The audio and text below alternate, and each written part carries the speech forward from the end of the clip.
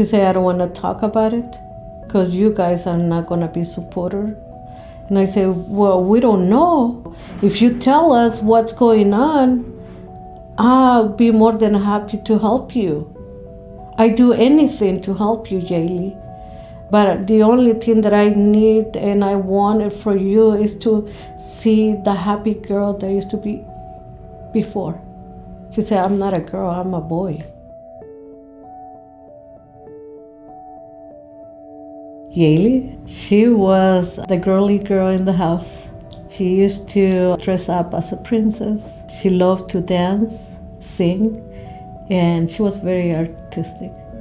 When she was 13, she's starting to go into social media.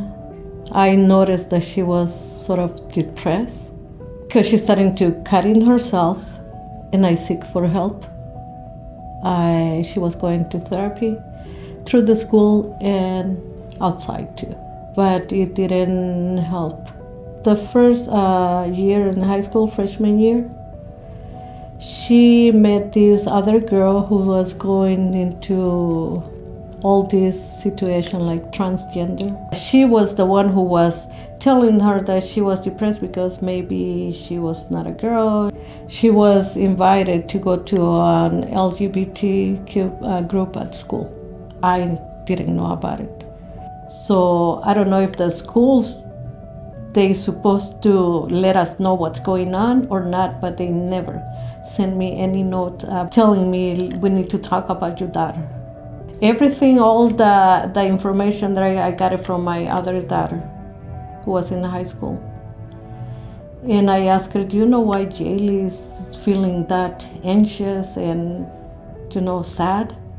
Oh, Mom, because it's gonna be the beginning of the year and she was going to these meetings, and if she stopped going, she's gonna be bullied. She asked everybody in the family to call her Jay. So I did. Jay, okay, we called you Jay. If you're happy, we call her Jay. She was not happy. And then she came up with Andrew, and that's when DCFS was involved. Because I didn't support all the changes that she was telling everybody, that she was a transgender and she was in the process of it. And what they did is just to send it to the school psychologist to talk to her. So they talk, and then when DCFS was involved, the school psychology wrote a note saying that my daughter was better off out of my home because we were not supportive towards the change. She was 16 years old when she moved out. I didn't have any support from school. I didn't have any support from anyone. I was the bad guy. And even though I talked to them about the depression, they didn't care about that. It didn't matter. At this point, the changes was more important because that was gonna make my daughter happy, and she will not harm herself.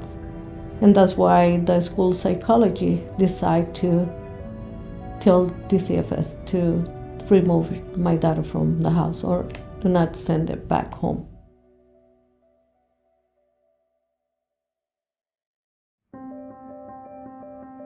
No matter how much or how long or, I spent in court, going to the group home, following every rule that they have to visit my own daughter.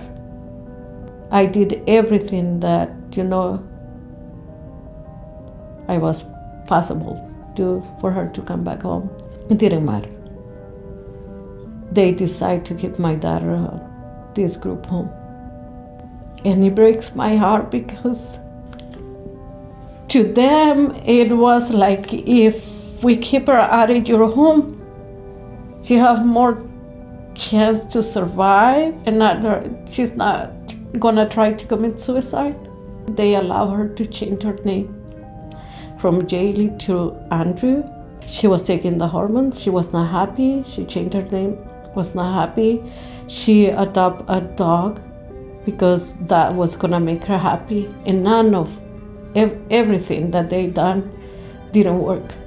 It's hard to say, but in California, I couldn't find a good attorney to represent me, to at least be there and talk to the judge and say, we need a psych evaluation. You want to help her? Give her some medical treatment. Mental health. The issue is here. I wish the system, instead of spending millions of dollars on this kid, having them in foster care, support us as a parent and gave us the tools that we need. I just didn't want to lose my dad. On September 4, on that day I felt weird. I felt like I have a pain in my chest. I didn't know why. I was sad, but super sad, something was taken away from me. I called her, nothing. I sent her a message, and she replied back. And I was like, oh my gosh, she's okay. And I even, said, oh, I'm so glad that you replied. How you doing? Oh, I'm good, Mama. And she told me a little bit of the day at work, and I say, good. Then I keep texting and nothing. I say, maybe she's in the shower. But that was the last text that I received from her. The next day in the morning, like 8:15, I received a phone call from the coroner's office. When they asked me, are you Jaylee Galdam's mom, aka Andrew? And I say, yes. Who's calling? And she said, well, are you home? No, I just dropped off my son at school, so I need you to park the car. And then my heart went like crazy. No. I just got off the first exit. I parked my car. Tell me, where's my daughter? I want to go see her. And she said, I'm so sorry, but you're not going to be able to see your daughter. They say, why? What hospital is she in? I just want to see her.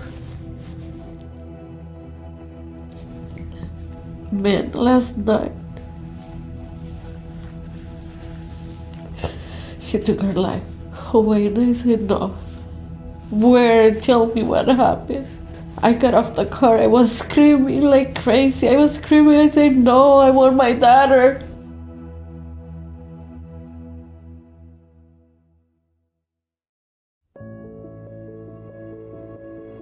So she was 19 when they decided to take her life away because she was not happy. None of the stuff that they allow her to do worked. At the end, they took my child.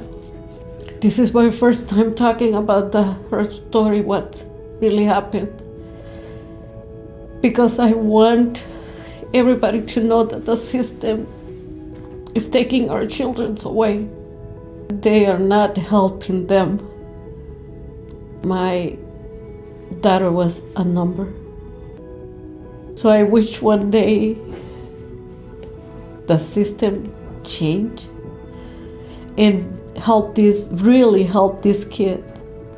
And it's sad because I know that I'm not the first one. Maybe there's many parents, moms, that are struggling with this, with the school system, with DCFS. And we can't do anything with them. It's like they tied our hands to do something with our children. They take it away like they belong to them. I don't want any parent to go through this, because this pain never go away.